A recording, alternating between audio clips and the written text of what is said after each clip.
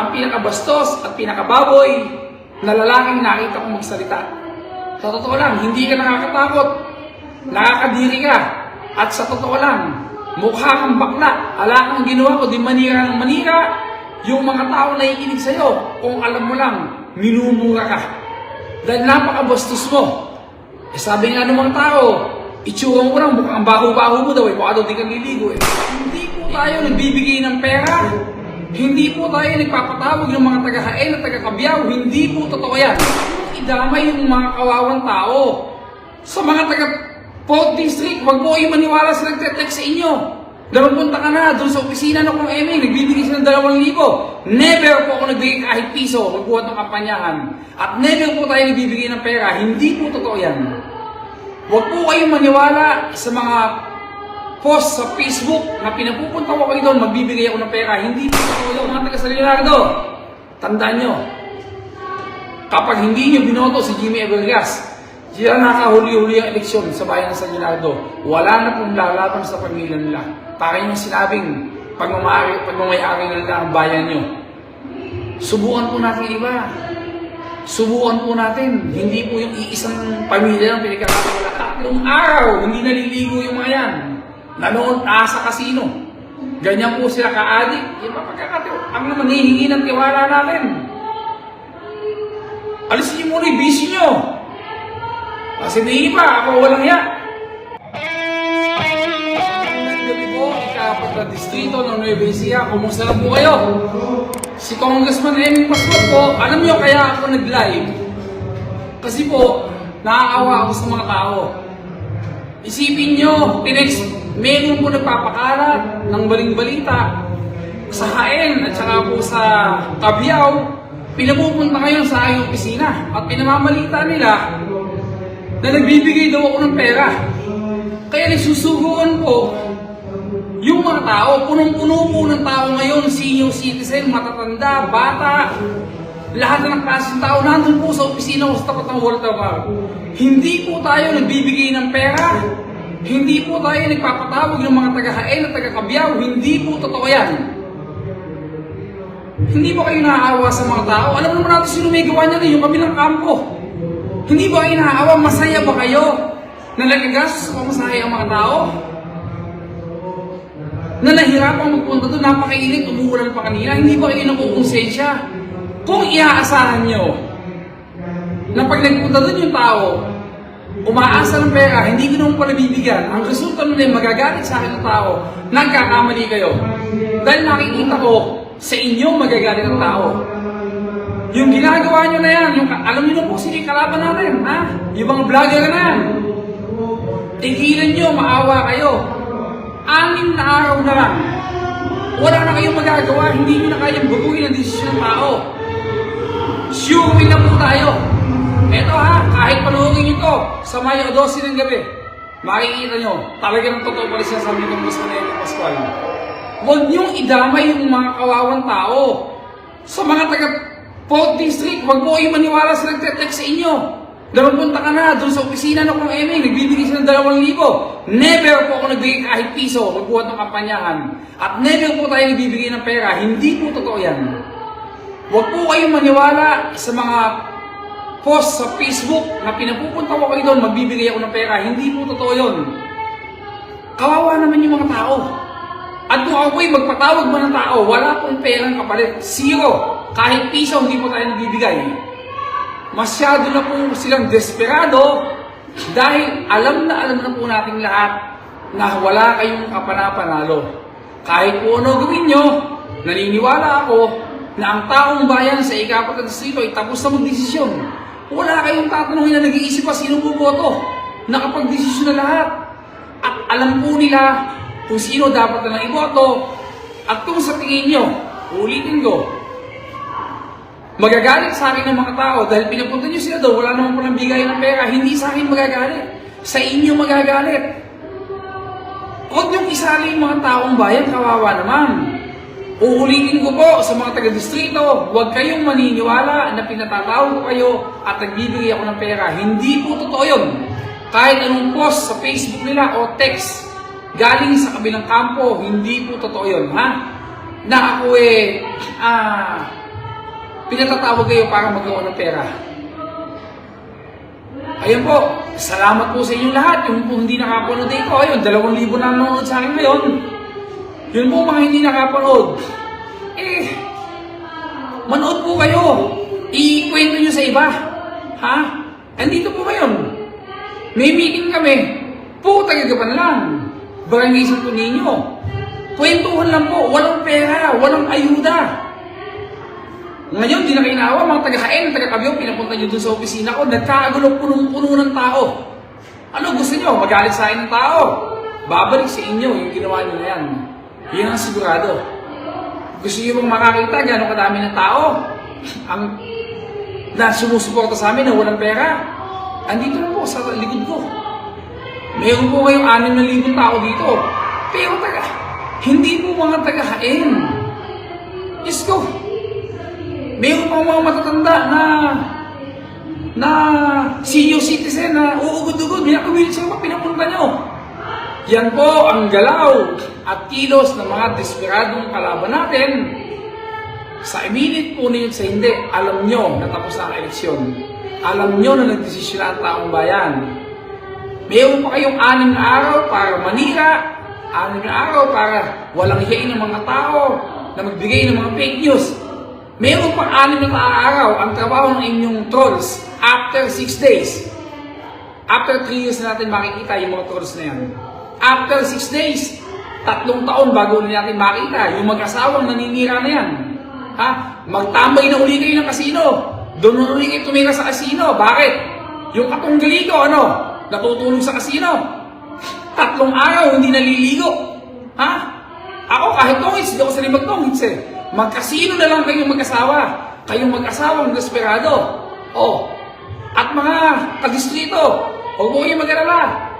Yung mag-asawa na yan, 3 taon uli bago natin makita. Ba't ba natin nakikita? Kasi para manira lang ng manira, hindi ba? Yun ang trabaho nyo. Yun lang. Kaya, kawawa yung mga tao. Kabubwisit nyo ba? Tawagin mo pag ako sasama yung mga tao. Huwag kayong bibitaw. Papakita ko sa inyo yung totoong meeting namin na walang pera kahit 5. Kayong mag-asawa, pagbutihin nyo ang utos sa mga trolls nyo na papuntahin sa opisina, sa bahay namin, yung mga tao. Dahil akala nyo, makakaperwisyo kayo sa akin. Hindi po. Piniperwisyo nyo yung taong bayan. Hindi na kayo na konsensya. Alam nyo, habang palapit ang eleksyon, lalo ko nare-realize na ang laban na to, hindi ko laban. Laban ito ng taong bayan sa ika-distrito. Dahil sa sama ng ugali ng mag-asawa na yan. Maayos na ang distrito. Hindi namin kayo kailangan. At pangako ko mga kadistrito, hanggat yung mag-asawa na yung lumalaban, yung asawa ng lalaki, vlogger na din piling congressman di ba kandidato ka ng vice mayor? Ikaw ang pinakabastos at pinakababoy na lalaking nakita kong magsalita. Sa totoo lang, hindi ka nakakatakot. Nakakadiri ka. At sa totoo lang, mukha kang bakla. Ala kang ginawa ko, di manira ng manira. Yung mga tao na ikinig sa'yo, kung alam mo lang, minumura ka. Dahil napakabastos mo. Sabi nga ng mga tao, itsura mo lang, mukhang baho-baho mo daw mukha daw di kang liligo Iyak akong itsura ng walang ginawa kundi manira. Mga kadistrito, ayan, halos 3,000 tao po naman sa akin ngayon. Pansinin po ninyo, kung hindi maninira yung mag-asawa na yan, wala silang pwedeng sabihin. Wala ba yung programa? Ba't di nyo paliwanag yung pinangako nyo? Nabibigay nyo ng bigas, ng timba-timbang grocery, bawat bahay magpasko. Mga kadistrito, may binigyan man ng isang grocery man lang sa inyo. Kahit isang timbang grocery, may tumupad ba? Yung kalaban ko, doktora, may ginamot mo ba kahit isa? Kahit guliti lang, doktor sa mga ganyan. Wala. Wala po. Hindi na naniniwala ang mga tao sa paninira. Iba na po ang tao ngayon. Ha? Mga nanonood sa akin, 3,000 tao, huwag kayong bibitaw. Papakita ko sa inyo yung tunay na meeting dito. Yung tunay po na meeting namin. At never po ako nagbigay ng pera. Ulit-ulitin ko, pag may nag-text sa inyo, na sinabi pinapupunta ako nagbibigay ng pera, hindi po totoo yun. Baka sila nagbibigay ng pera. Mga desperado kasi kayo. Suki ko na yan. Hindi po nananalo sa akin yan. Tinalo ko mayor. Tinalo ko congressman, woman. Tatalunin ko na naman ngayon. Wala po kayong kadala-dala. At yung po mga taga San Leonardo, tandaan nyo, kapag hindi nyo binoto si Jimmy Abelgas, sila nakahuli-huli ang eleksyon sa bayan ng San Leonardo, wala na pong lalaban sa pamilya nila. Para yung sinabing pagmamayari nila ang bayan nyo. Subukan po natin iba. Subukan po natin. Hindi po yung iisang pamilya lang pinagkakatiwalaan natin. Kami po dito. Kapag may magandang adhikain, huwag lang yung pamilya na yan. Ang papalig sa amin, bibigyan namin laban na ito eh. Pero hanggat yung mag-asawa na yun na lumalaban yung pamilya ng asawa niya, hindi po kayo papayag. Lalaban kami, hindi para sa pamilya namin. Lalaban kami para sa taong bayan. Lumalaban kami, hindi dahil gusto namin ng titulo. Lumalaban kami, hindi dahil gusto namin ng honor o ng pangalan. Lumalaban kami para sa taong bayan. May prinsipyo yung paglaban namin. Hindi dahil gusto namin matawag kami congressman o mayor. Maliwanag po. Huwag po yung bibitaw. Ayan na po. Papayta sa yung mga kausap natin dito sa labas. Maghintay po kayo. 6 na araw na lang. Sa Mayo 12. Sa Mayo 12 po, hihinto ang bilangan. Pag hihinto ang pagboto. Pagkatapos po na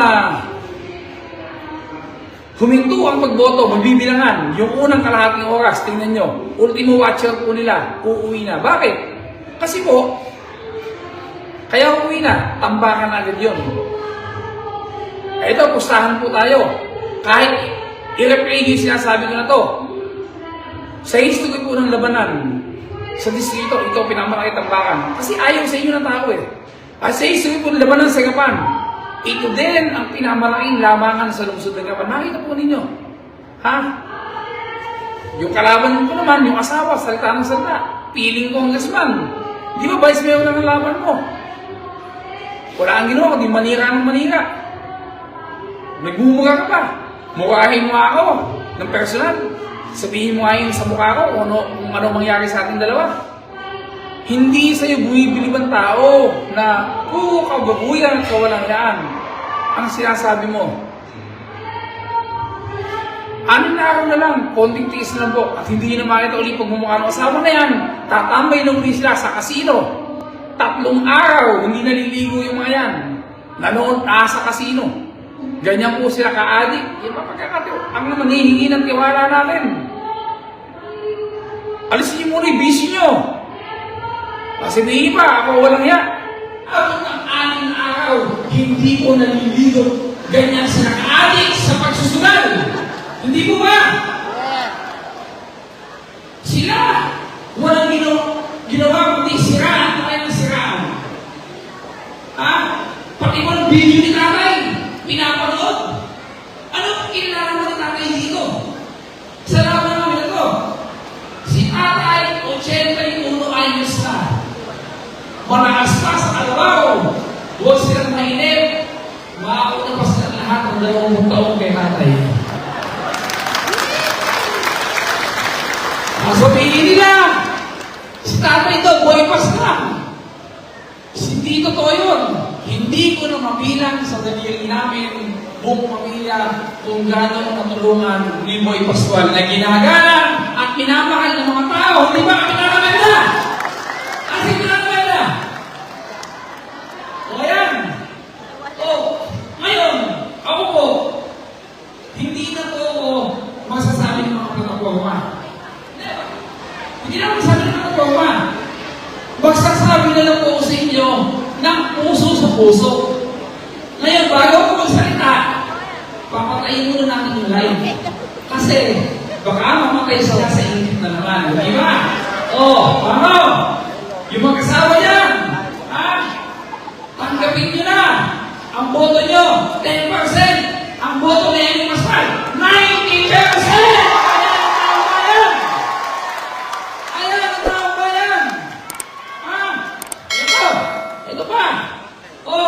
Yung Romel, yung Dr. Romel, Dr. na natuhingan, gamot ng gamot sa mga tagagapan.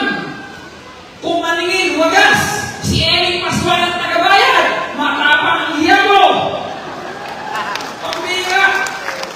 Pagkatapos ng tambakan ni Mayor Joy, tatambakan ka naman ni Vice Mayor Max!